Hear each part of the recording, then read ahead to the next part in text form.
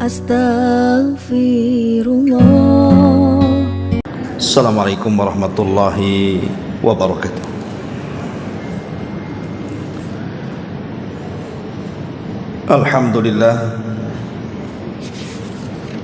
Alhamdulillahilladzi hamdan katsiran tayyiban mubarakan fihi kama yuhibbu rabbuna wa yardah. Asyhadu an la ilaha illallah wahdahu rabbi la syarika lah wa asyhadu anna Muhammadan abduhu wa rasuluhu alladzi la nabiyya ba'dah, amma ba'd. Alhamdulillah, segala puja dan puji hanya milik Allah subhanahu wa ta'ala.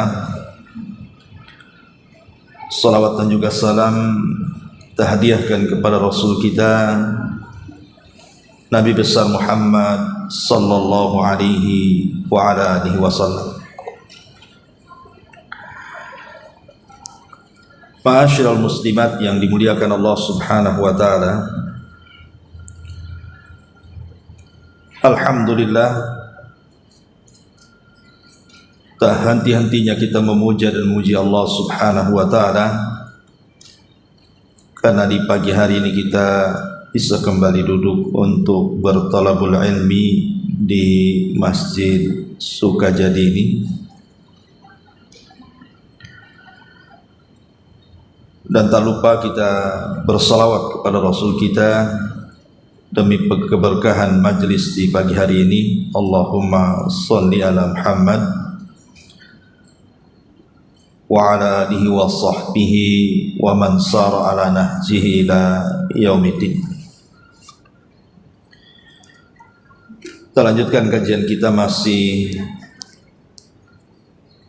membahas kitab 175 Jalan Menuju Surga Allah Azza wa Jalla, dan kita masuk pada poin ke-6, meraih pahala dari setiap mukmin dan juga mukminah. Kita baca hadisnya baru kita jelaskan. Nabi sallallahu alaihi wasallam bersabda dalam sebuah hadis yang dikeluarkan oleh Imam At-Tabarani dan dihasankan oleh Syekh Albani, man istaghfara lil mu'minina walil mu'minati kataballahu lahu bi kulli mu'minin wa mu'minatin hasanatan. Barang siapa yang memohon ampunan untuk kaum mukminin dan kaum mukminah, niscaya Allah mencatat baginya satu pahala dari setiap mukmin dan juga mukminah. Alangkah indah doa yang diucapkan oleh seorang untuk memohon ampunan bagi dirinya, kedua orang tuanya, kaum mukminin dan mukminah, baik yang masih hidup di antara mereka ataupun yang sudah mati. Allah subhanahu wa ta'ala berfirman ketika menyebutkan doa Nabi Nuh alaihi salam, Rabbighfirli wali walidayya waliman dakhala baitiya mu'minan walil mu'minina wal mu'minati wala tazididz zalimina illa tabara. Ya Rabb kami, atau ya Rabbku, ampunilah aku, ampuni pula ibu bapak, ampuni pula orang-orang yang masuk ke rumahku dengan beriman dan semua orang yang beriman, laki-laki ataupun perempuan, dan janganlah engkau tambahkan bagi orang-orang zalim itu melainkan kebinasaan. Kemudian juga Nabi Ibrahim berkata, Rabbana ighfirli wa liwalidayya walil mu'minina yawma yaqumul hisab.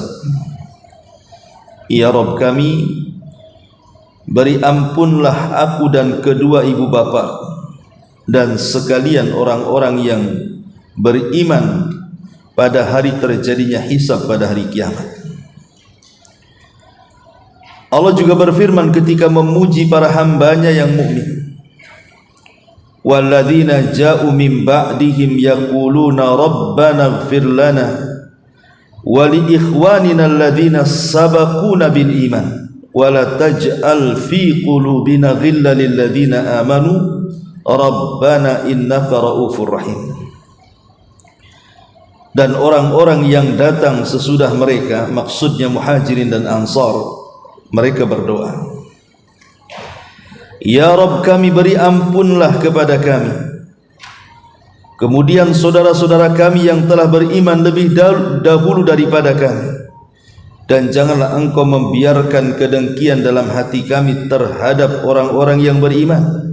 Ya Rabb kami, sesungguhnya engkau maha penyantun lagi maha penyayang.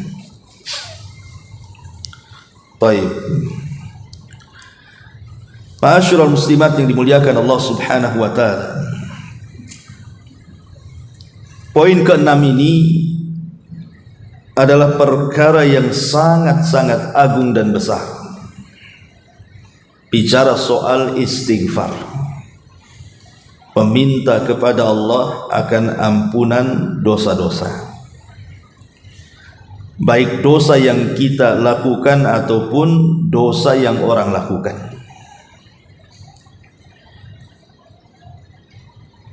Kita tidak syak lagi, saya, ibu atau siapapun tidak mungkin lepas daripada dosa. Setiap hari kita melakukan dosa, entah mata kita, entah telinga kita, entah lisan kita, entah hati kita, atau mungkin gerak kaki dan tangan kita. Setiap hari kita melakukan dosa. Tetapi Allah Subhanahu wa taala adalah zat yang maha pengampun. Sebesar apapun dosa yang kita lakukan, apabila kita dengan niat yang tulus memintakan ampun akan dosa-dosa kita, pasti Allah Subhanahu wa taala mengampuninya. Satu hari ada orang yang datang kepada Nabi sallallahu alaihi wasallam dan mengatakan, ya Rasulullah, sesungguhnya saya melakukan dosa. Kata Nabi SAW, kalau gitu kau bertobat dan beristighfarlah. Kemudian orang ini bertanya lagi, bagaimana kalau seandainya aku berbuat dosa lagi? Maka Rasul mengatakan, bertobat dan istighfar lagi. Kemudian orang ini mengatakan, ya Rasul, bagaimana kalau setelah itu berbuat dosa lagi? Kata Rasul, bertobat dan istighfar lagi. Kemudian orang ini, bagaimana kalau aku berbuat dosa lagi? Kata Rasul, beristighfar dan bertobat lagi. Kata orang ini mengatakan, sampai kapan ya Rasulullah? Sampai kapan seperti ini? Maka Nabi SAW, innallaha la yamallu hatta tamallu. Allah itu tidak bosan sampai kau yang bosan sendiri. Artinya Allah tidak bosan mengampuni dosa-dosa kita, tapi kita yang bosan minta ampun, itu masalahnya. Maka jangan pernah bosan untuk minta ampun dan beristighfar. Jangan sekali-kali menumpuk dosa. Kalau bisa satu hari ini kita melakukan dosa, di hari yang sama juga kita istighfar. Makanya Nabi SAW,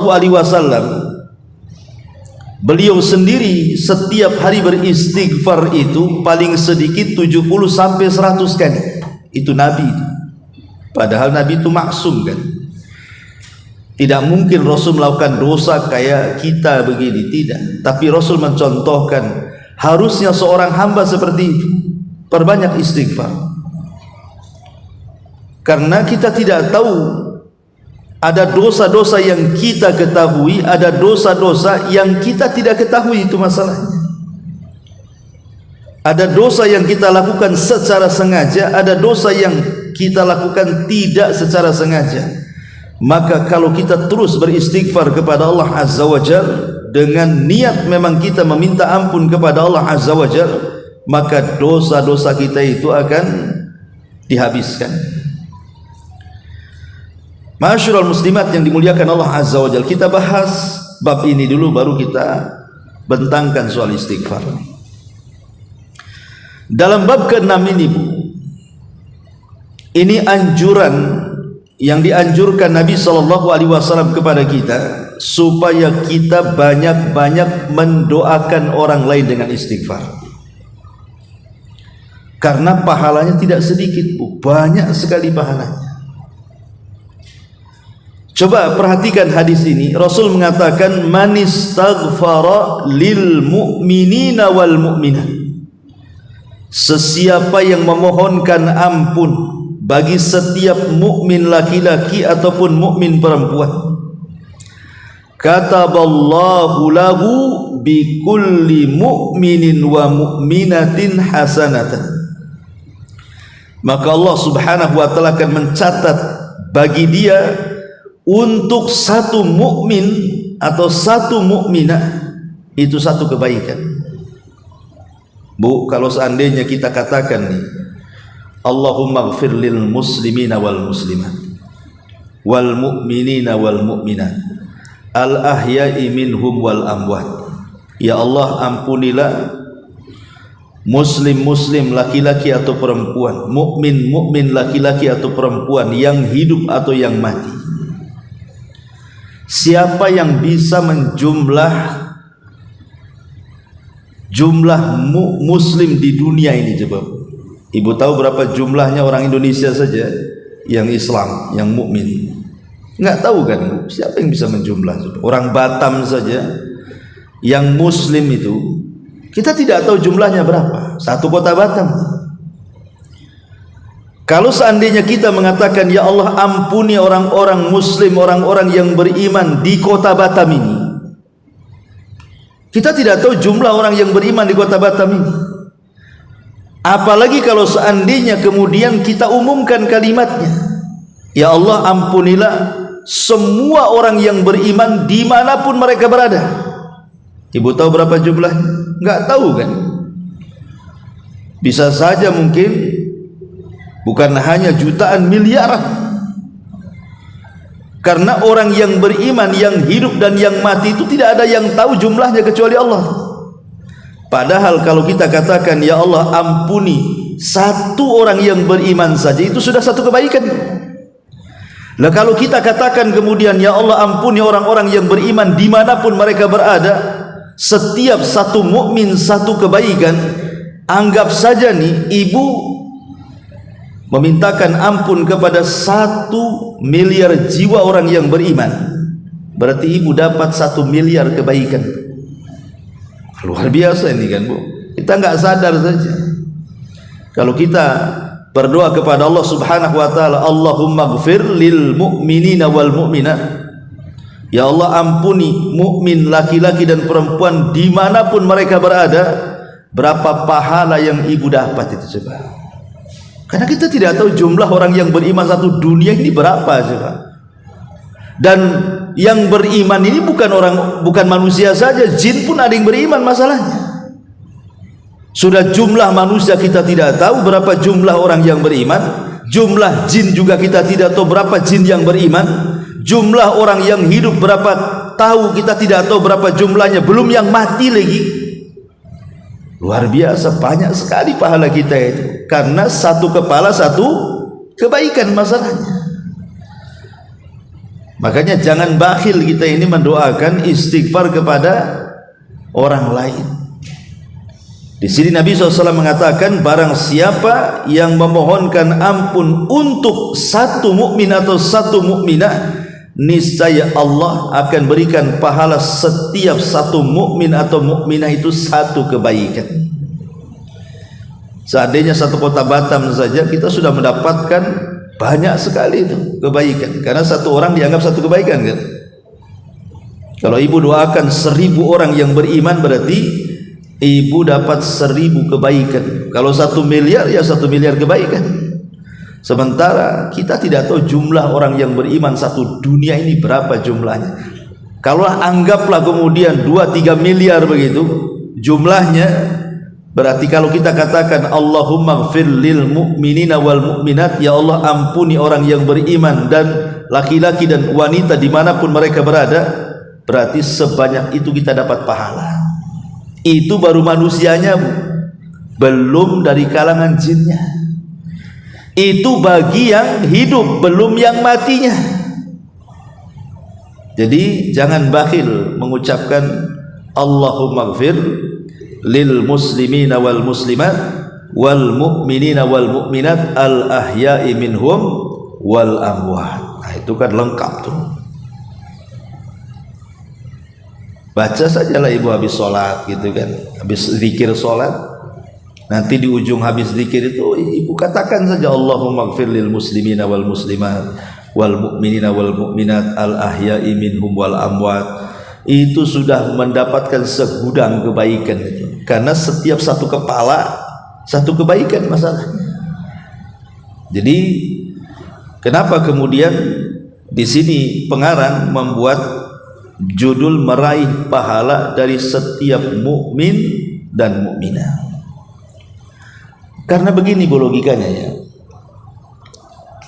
Ibu kalau datang ke saya, Ustadz, saya akan berdoa kepada Allah agar dosa-dosa Ustadz diampuni.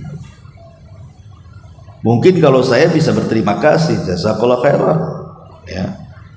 Tapi kalau orang awam digituin, emang dosa saya apa? Bisa saja tersinggung dia. Kok kamu mintakan ampun kepada Allah, dosa saya ini apa? Mungkin saja tersinggung orang itu. Tapi kalau kita kan sembunyi-sembunyi itu, orang nggak tahu kita minta ampun untuk dosa kita, kan nggak tersinggung dia. Kan enak amalan seperti ini karena nggak nyinggung orang masalahnya. Siapa yang tersinggung dengan ucapan kita? Orang itu nggak tahu kok kalau kita mengatakan ya Allah ampuni dosa dia. Nggak ada yang tersinggung. Tetapi lihat bagaimana pahalanya luar biasa. Makanya kenapa kita mendoakan ampunan kepada orang lain itu juga bagian daripada sunnahnya al-anbiya, sunnahnya para nabi. Lihat di sini dalil-dalil. Contoh umpamanya Nabi Nuh di sini. Nabi Nuh alaihi salatu wassalam berdoa, Rabbighfirli wa liwalidayya wa liman dakhala baitiya mu'minan walil mu'minin wal mu'minati wa la tazididz zalimina illa tabara.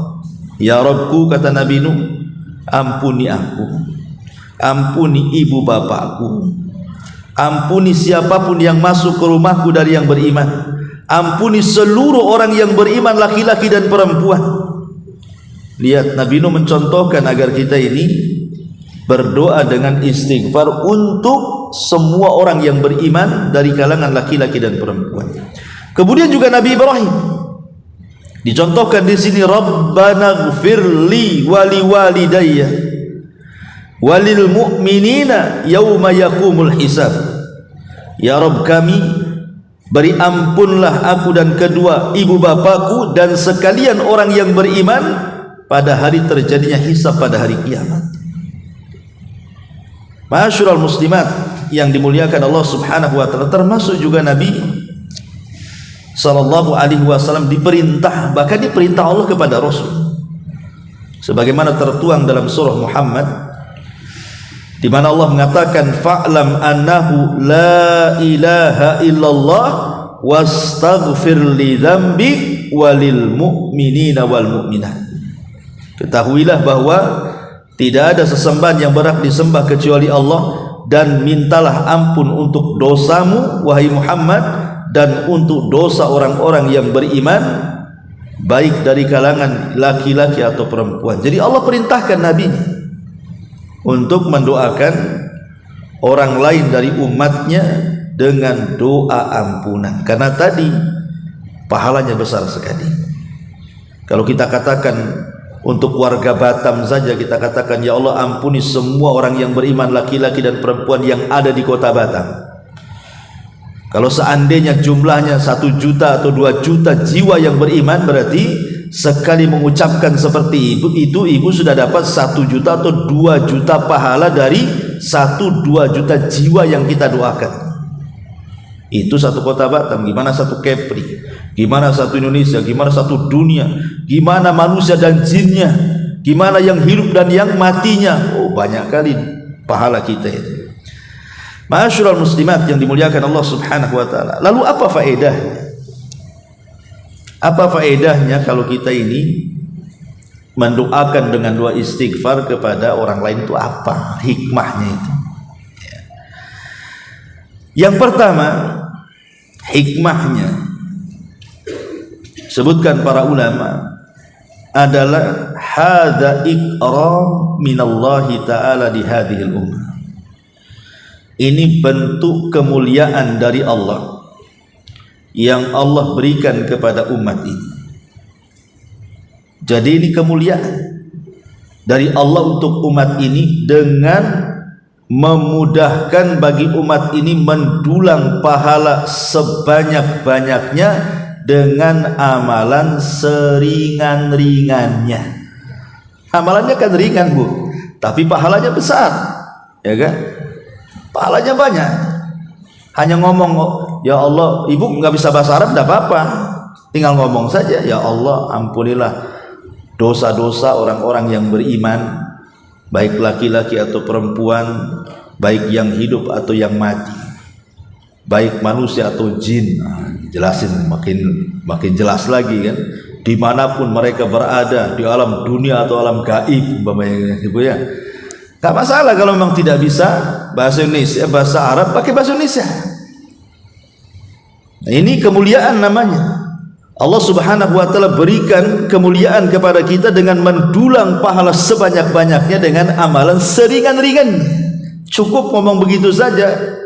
Coba Bu, kalau ibu mengucapkan satu kali, kalilah berapa banyak itu orang yang beriman, kita dapat kebaikan mereka juga. Kalau ngucap 2 kali, kalikan saja. Ngucap 3 kali, kalikan saja. Bagaimana kalau tiap hari itu? Setiap habis sholat kita berdoa seperti itu, maka pahala kita akan banyak sekali. Ini yang pertama. Kemudian yang kedua, dikatakan oleh Imam Ibnu Atiyah, wajibun ala kulli mu'min an yastaghfira lil mu'minina wal mu'minat fa innaha sadaqatun. Wajib atas setiap yang beriman untuk berdoa istighfar, memintakan ampun akan dosa terhadap orang yang beriman, laki-laki atau perempuan, karena itu bagian dari sedekah yang kita berikan kepada orang. Terkadang ibu kalau sedekah dengan uang, kadang di antara kita ada yang bakhil. Boleh jadi ada niat untuk sedekah, tak jadi ketika ada barang-barang yang belum kebeli kan. Ada rencana mau nyumbang, tak jadi, nanti ajalah, ini belum lunas. Kadang-kadang kita ini mau sedekah dengan harta, tak jadi. Atau memang sama sekali tidak ada keinginan kan untuk bersedekah dengan uang, karena kebakhilan kita. Tetapi Allah Subhanahu wa taala buka pintu sedekah itu selebar-lebarnya. Tidak harus dengan uang sedekah itu. Dengan cara mendoakan saudara kita dengan ampunan agar dosa-dosa mereka diampuni Allah, itu bagian daripada sedekah juga. Ini yang kedua. Kemudian yang ketiga, husnul akhlaqi fit ta'amuli ma'al muslimin min ghairi takabburin alaihim wala ihtiqarin lahum wal afwi an dhunubihim wa tahammuli zallatihim wal adli fil hukmi alaihim wa insafihim idza akhtau wa adami inkari ma fihim minal khairi walau lam yakun ma'hum illa al-islam as-sahih fa huwa kafin li an nastaghfira lahum. Kata ulama, jadi apabila ibu mendoakan ampun kepada orang lain, ya Allah, ampunilah saudara-saudaraku dari kalangan orang yang beriman, laki-laki atau perempuan, dan begitu seterusnya. Ini bagian daripada keindahan akhlak. Ini bagian daripada keindahan akhlak Islam. Dimana kalau kita mau mendoakan saudara kita dari kalangan orang-orang muslim atau orang yang beriman, dengan doa ampunan itu, hakikatnya ibu sedang merontokkan sikap sombong. Jadi sedang menghilangkan kesombongan. Makanya kita doakan orang lain. Orang yang sombong itu tidak mau mendoakan orang lain, ya, maunya diri sendiri saja. Tapi ketika mendoakan orang lain berarti kita menghilangkan sifat sombong kita. Kemudian juga sikap ihtiqar, merendahkan orang. Karena ketika kita mendoakan secara umum berarti mencakup orang fakir, mencakup orang kayanya, kan itu ya, mencakup orang yang punya jabatan, mencakup orang yang biasanya, dan begitu seterusnya. Karena kan kita umum doanya, berarti tercakup semuanya itu, baik orang yang di bawah kita, baik orang yang di atas kita tuh. Jadi kalau seandainya kita katakan ya Allah ampuni dosa-dosa mereka secara umum, berarti juga kita sudah menegakkan akhlak Islam yang indah. Pertama tadi menghilangkan kesombongan, yang kedua menghilangkan tidak merendahkan orang. Kemudian juga melatih kita memaafkan dosa-dosa orang. Kalau ada orang yang melakukan kesalahan kepada ibu, kemudian datang minta maaf, belum tentu ibu kasih maafkan. Apalagi kalau dosanya ibu anggap sudah tidak bisa ditolerir tuh. Karena memang memaafkan itu berat, Bu ya, memaafkan itu berat. Minta maaf itu berat, tapi memaafkan kan lebih berat lagi. Ya. Enak saja kamu menyakiti saya, sekarang datang minta maaf. Iya, hatimu plong, tapi hatiku ini enggak plong-plong. Kadang-kadang kan seperti itu. Ya.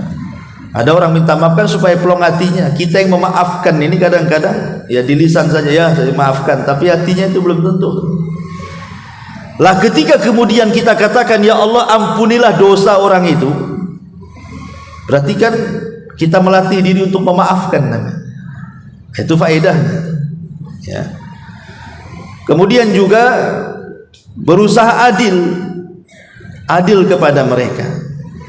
Ya kan mereka Islam juga, mukmin juga, saudara kita juga, masa kita tidak memaafkan mereka? Jadi kita diajari sifat adil gitu ya. Termasuk juga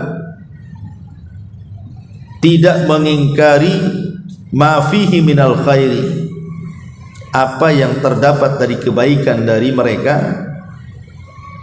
Seandainya kemudian kita tidak kenal mereka siapa, yang penting kita tahu dia muslim, maka kita sudah dianjurkan untuk memintakan ampun kepada saudara kita, kenal ataupun tidak kenal. Ini yang ketiga. Jadi ketika kita mendoakan saudara kita yang beriman dengan kebaikan itu, hakikatnya kita sedang menampakkan keindahan akhlak Islam. Kemudian yang keempat, ada mutazkiyatin nafsi, tidak merasa bersih sendiri. Tidak merasa bersih sendiri ya. Seolah-olah kita ini nggak punya dosa karena kita istighfar terus, yang lain itu berlumuran dosa gitu ya. Maka ini juga bisa menghilangkan tazkiyatun nafs, merasa sok suci lah bahasa kitanya ya. Makanya kita ketika mengatakan ya Allah ampuni dosaku dan dosa orang lain, berarti memang kita mengakui bahwa kita juga banyak dosanya. Sebagaimana orang juga melakukan dosa, kita pun melakukan dosa. Jadi tidak merasa bersih sendiri. Kemudian juga al-hathu ala jam'i kalimatil muslimin alal haq. Yang kelima, dengan kita mendoakan orang lain dengan istighfar itu menunjukkan apa? Jam'il kalimatil muslimin, menunjukkan tanda ukhuwah Islamiyah, persaudaraan sesama muslim, sehingga saling mendoakan ampunan satu dengan yang lainnya. Oh, kita ini muslim satu dengan yang lain bersaudara. Apabila satu sakit kita merasakan sakit, apabila satu umpamanya merasakan lemah, kita juga merasakan lemah, dan begitu seterusnya. Maka dengan mendoakan saudara kita dari kalangan kaum mukminin, menunjukkan di sini ada penyatuan kalimat ukhuwah Islamiyah antara kita dengan mereka. Kemudian juga Yang nomor 6, al-inkar ala man yaghtab al-muslimin bidhunubihim bitadhkirihi bi annal wajib alaihi an yastaghfira lahum la an yaghtabahum. Dengan membiasakan kita mendoakan istighfar, memintakan ampun akan dosa-dosa kita sendiri, kemudian kedua orang tua dan orang lain, itu kita bisa merubah hidup yang tadinya biasa ghibah, memburuk-burukan orang, maka kita ganti menjadi pujian kepada orang, supaya melatih agar kita ini sedikit demi sedikit jangan ghibah terus, ya. Dengan kita memintakan ampun saudara kita, kan otomatis kita tidak mungkin menggibah, karena kalimat istighfar memintakan ampun akan dosa-dosa itu menunjukkan apa? Bahwa orang itu orang baik, kita doakan. Tapi kalau kita gibah, kan seolah-olah dia orang jelek masalahnya, makanya kita harus menggibahnya. Ketika kita ganti bahasa gibah dengan istighfar, berarti ini kita sudah menebarkan kebaikan di tengah-tengah manusia, dan ini bisa melembutkan hati. Orang yang suka mendoakan yang lain itu lembut hatinya, tapi orang yang jarang mendoakan orang lain itu keras hatinya tuh, ya. Ma'asyiral muslimat yang dimuliakan Allah Subhanahu wa taala, termasuk juga di antara hikmahnya adalah wa yazulu ma bainakum minal ahqadi al mufdiyati lil muadati, bisa menghilangkan permusuhan, bisa menghilangkan permusuhan, karena musuh itu berawal dari dengki, berawal dari hasad, berawal dari ketidaksukaan, akhirnya bermusuhan. Tapi kalau saling mendoakan satu dengan yang lainnya dengan istighfar ampunan dosa dari Allah Subhanahu wa taala, maka ini sedikit banyak bisa mengecilkan permusuhan antara kita dan orang-orang yang beriman yang lainnya. Termasuk juga annal istighfar ya'muruhum bima fihi al istighfar huwa haqqun ala kulli muslim wa muslimatin. Bahkan ini bagian daripada kewajiban, hak-hak seorang muslim kepada muslim yang lainnya adalah dengan mendoakan kebaikan. Dan lebih daripada itu, setiap doa kebaikan kita kepada orang yang beriman dan dia tidak tahu kita sedang mendoakan dia, maka kita akan mendapatkan doa yang sama yang kita doakan kepada orang lain. Dan itu nanti pada bab ke-7 nanti, malaikat yang ditugaskan untuk mengawalnya akan mengucapkan amin ketika kita berdoa dan dia tidak tahu, maka kita akan mendapatkan hal yang sama yang kita doakan kepada orang lain. Contoh pemain saya katakan, ya Allah, mudah-mudahan anak orang itu soleh, maka Allah mengatakan anakmu juga soleh, gitu maksudnya. Jadi kalau kita mendoakan orang lain dengan kebaikan itu, maka akan dibalas dengan hal yang sama, dengan doa yang kita doakan kepada orang lain. Lah kalau seandainya kita mendoakan istighfar kepada orang lain, ya Allah ampuni dosa dia, maka malaikat akan datang, dosa-dosamu juga diampuni, gitu maksudnya. Karena malaikat akan mengaminkan. Nah ini kan luar biasa. Inilah diantara faedah-faedah berdoa istighfar kepada orang lain. Baik, kita masuk pada faedah istighfar secara umum.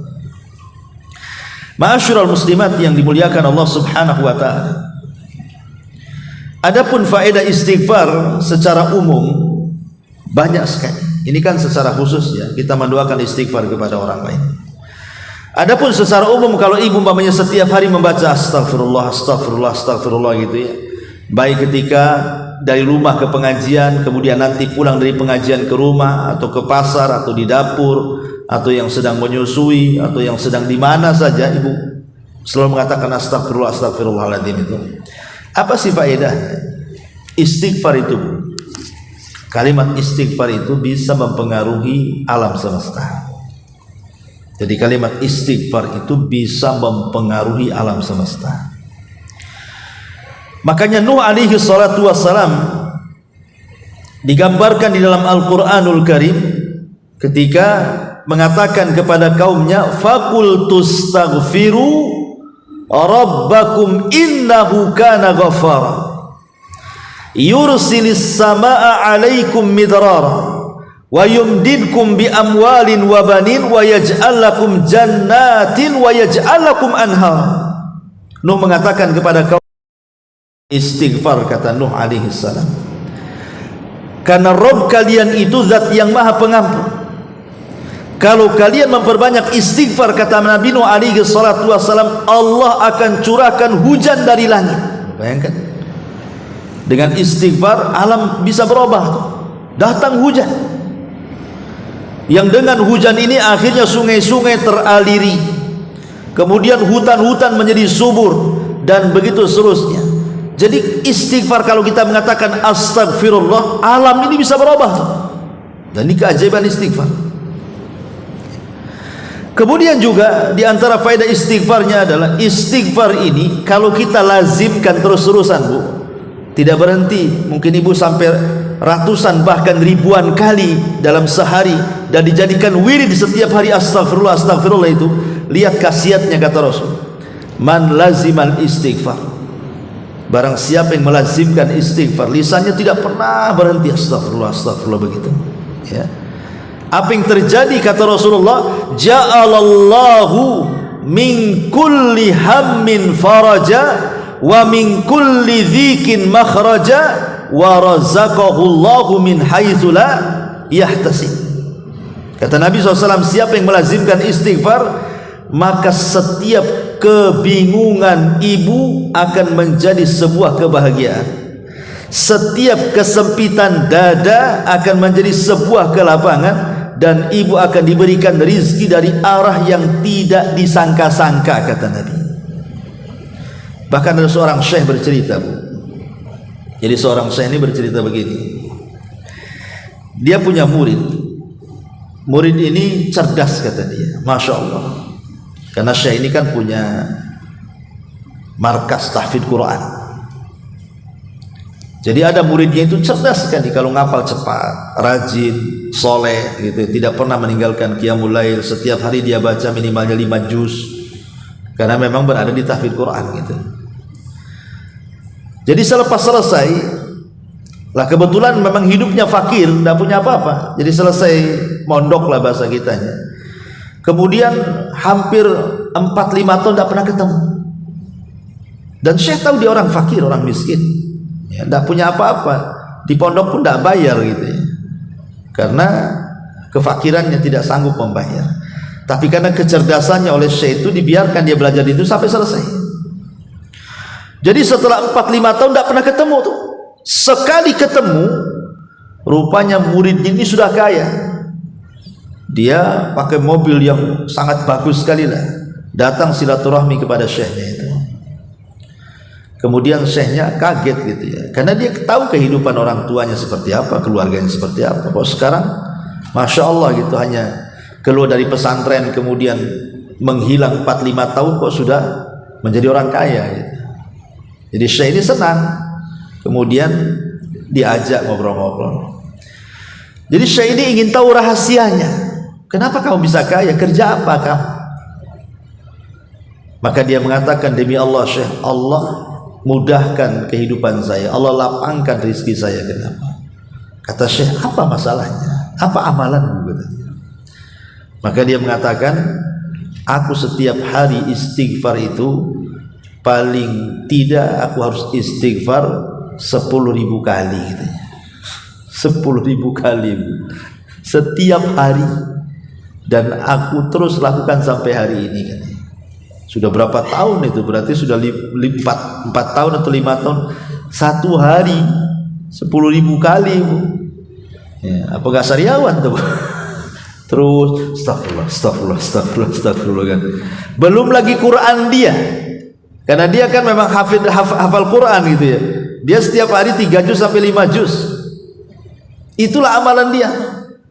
Maka dia mengatakan, ya Syekh, katanya, yassaranillahu amri, dengan begitu Allah mudahkan urusanku. Entah kenapa mudah sekali cari uang itu, katanya. Sebenarnya ya, Ibu, cerita ini walaupun anggaplah cerita ini tidak ada ya, tapi saya yakin tidak mungkin Syekh ini berdusta kan itu. Tapi anggaplah cerita ini rekayasa. Tapi kita tidak perlu cerita pun, cukup dengan sabda Nabi tadi, bahwa orang yang melazimkan istighfar itu Allah akan berikan rizki dari arah yang tidak disangka-sangka, kan begitu. Kita yakin dengan hadis ini, ya.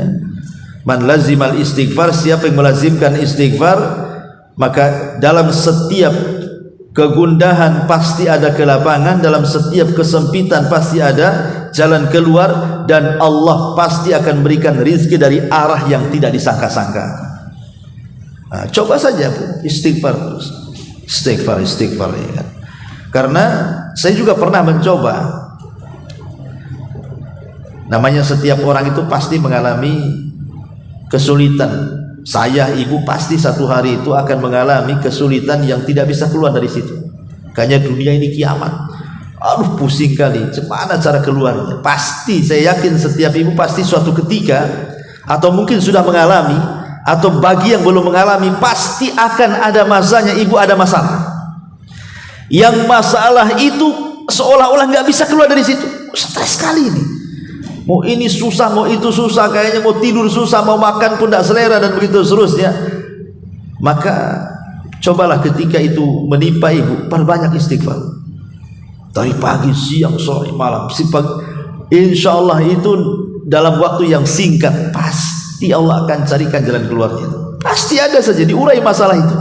Dan saya rasakan sendiri seperti itu. Asal ibu yakin, ya. Kalau nggak yakin, ya nggak akan diurai lah. Yakin bahwa masalah itu datang dari Allah, pasti Allah subhanahu wa ta'ala akan menguraikan masalahnya. Minimalnya sedikit demi sedikit, hati kita tenang dulu. Mengurai masalah itu kalau hati nggak tenang, nggak bisa. Tenang hati, datu berpikir, baru cari jalan keluar. Ada saja jalan keluarnya itu. Ma'asyiral muslimat yang dimuliakan Allah subhanahu wa ta'ala. Kemudian juga di antara keajaiban istighfar adalah ijabatid doa. Orang yang suka istighfar itu kalau doa itu mudah dikabulkan. Dan itu dijelaskan di dalam firman Allah subhanahu wa ta'ala, ya qaumi ibudullaha ma lakum min ilahin ghair wa ansha'akum minal ardi wasta'marakum fiha. Di sini syahidnya, fastaghfiruhu summa tubu ilaihi inna rabbi qaribum mujib. Dalam surah Hud ayat 61 Allah mengatakan, fastaghfiruhu, maka beristighfarlah kalian kepada Allah. Summa tubu ilaihi, bertobatlah kalian kepada Allah. Inna rabbi qaribum mujib, karena Rabbku maha dekat dan juga maha pengabulan doa. Dari sini istimbatnya, kata para ulama, lihat ketika Allah menutup kalimat bahwa dia dekat dengan kita, bahwa dia itu maha pengijabah doa, sebelumnya ada perintah istighfar. Berarti istighfar itu bisa memudahkan orang untuk dikabulkan doa-doanya. Kemudian juga di antara fungsi istighfar adalah sebab terbesar mendapatkan kasih sayang Allah. Disebutkan dalam surah Hud ayat 90-nya, wastaghfiru rabbakum thumma tubu ilaihi inna rabbi rahimun wadud. Beristighfarlah kepada Rabb kalian, kemudian bertobatlah kepada Allah, sungguhnya Rabbku maha penyayang, maha pengasih, ya. Artinya kalimat rahim itu nama Allah, sifatnya rahmat. Berarti orang yang suka istighfar itu dia akan mudah mendapatkan rahmat kasih sayang Allah subhanahu wa ta'ala. Kemudian juga bahwa istighfar itu annabihi tujlabun ni'am, mudah untuk mendapatkan nikmat. Dan orang yang jarang beristighfar dari kemaksiatan kepada Allah azza wa jalla, banyak rezeki yang terhalang pada kita. Saya contohkan Imam Syafi'i rahimahullahu ta'ala, imam besar Imam Syafi'i itu, ya. Satu hari dia mengadu kepada Imam Waqi tentang buruknya hafalan. Itu Imam Syafi'i, imam dunia, merasa pernah buruk hafalannya. Jadi apa yang sudah dihafal itu mudah hilang.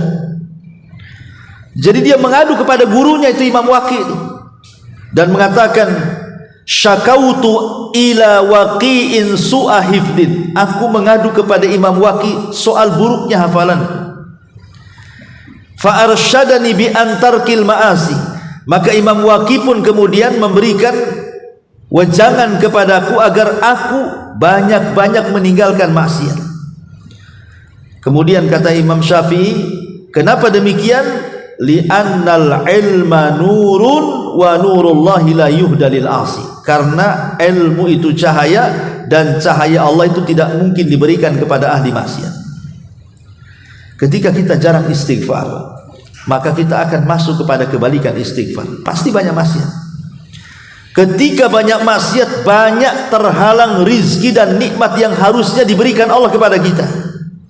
Karena istighfar itu salah satunya adalah kita akan memperoleh banyak-banyak daripada nikmat yang Allah akan berikan kepada kita. Maka kebalikannya, ketika kita tidak istighfar atau meninggalkan istighfar, berarti akan banyak musibah yang menimpa kepada kita. Lah Imam Syafi'i ini, tahu nggak dosa yang dilakukan? Bukan kayak kita, ya. Tapi gara-gara apa? Imam Syafi'i ini antar rumah dia dengan gurunya ini kan lewat pasar tuh. Selalu kalau dia datang menemui gurunya mesti melewati pasar. Tapi dia berusaha untuk tidak masuk, tidak merekenlah pasar itu. Tapi karena hari-hari dia lewat pasar, akhirnya telinganya selalu mendengar pembicaraan orang-orang pasar itu.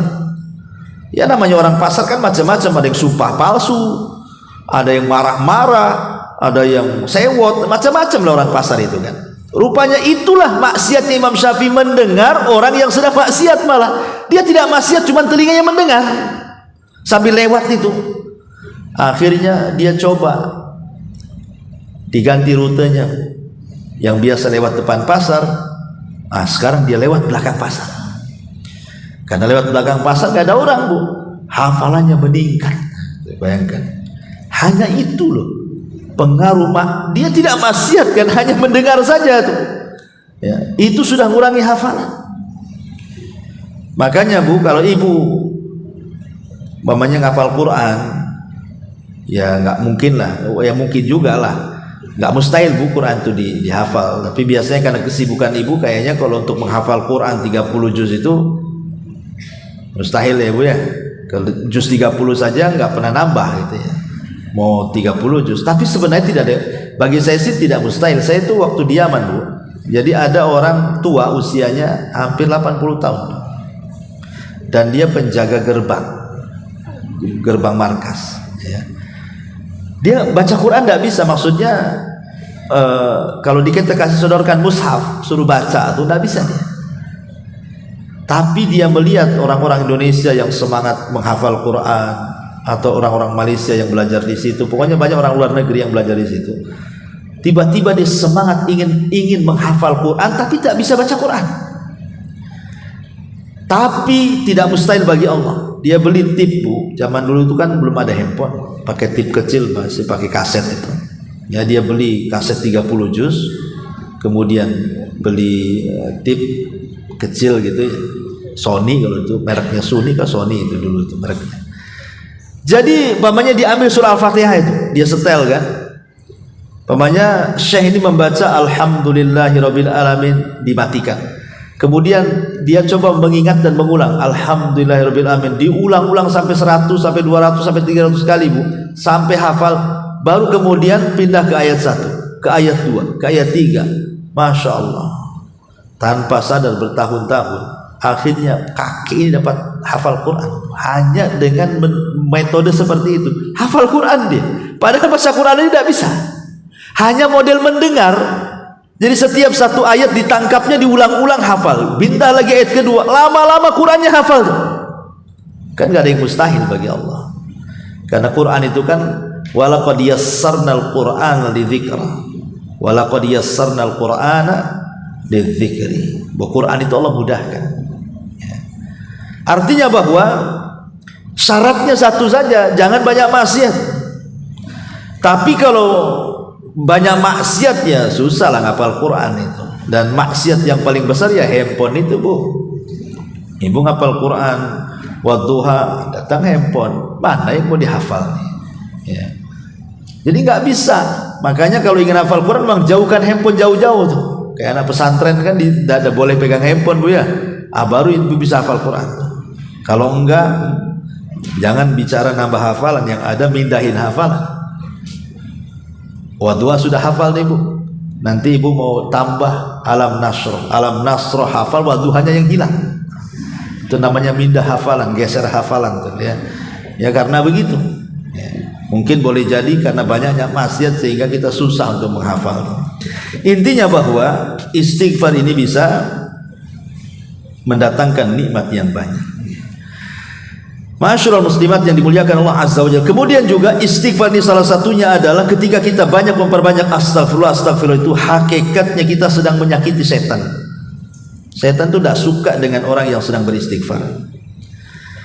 Dan itu disebutkan oleh Imam Ibnul Qayyim rahimahullahu taala, inna iblis qala, kata Imam Ibnul Qayyim, iblis itu akan berkata, akhlaqtu bani Adam bidzunub wa ahlaquni bil istighfar. Iblis akan berkata kepada orang yang beristighfar itu, dulu aku hancurkan Bani Adam dengan dosa, sekarang mereka hancurkan aku dengan istighfar, katanya.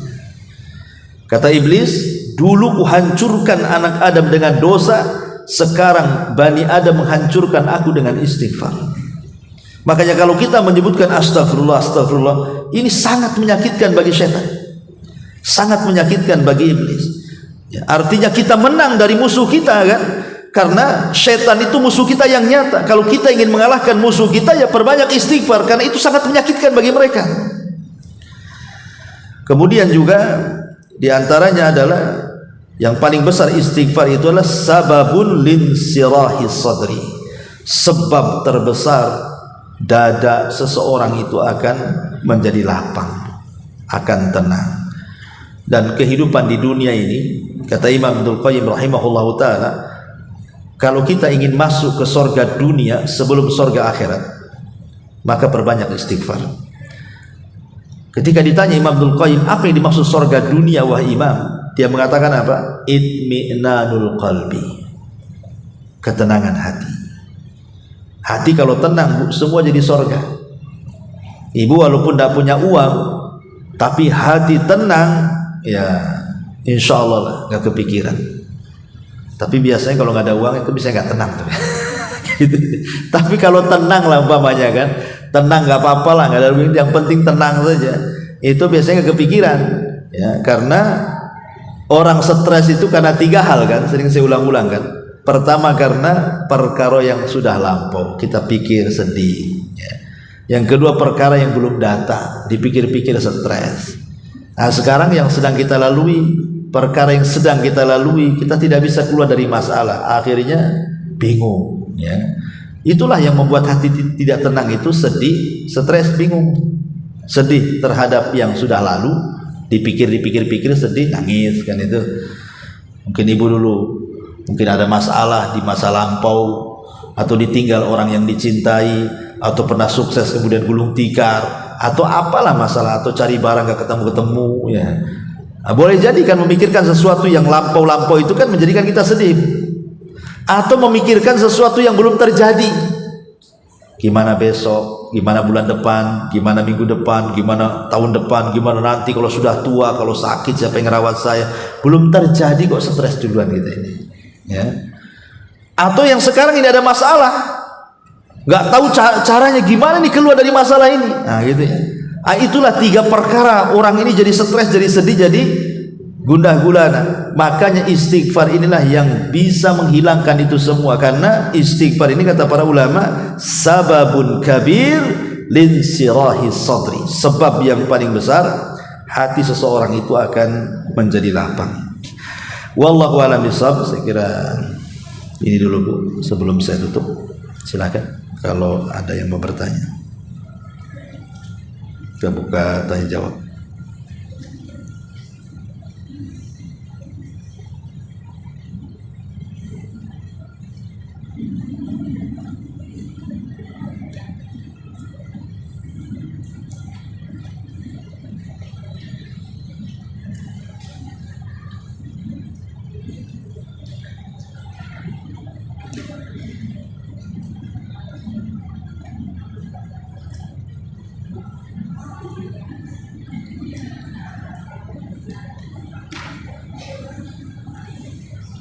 Baik, kalau tidak ada, alhamdulillah. Kita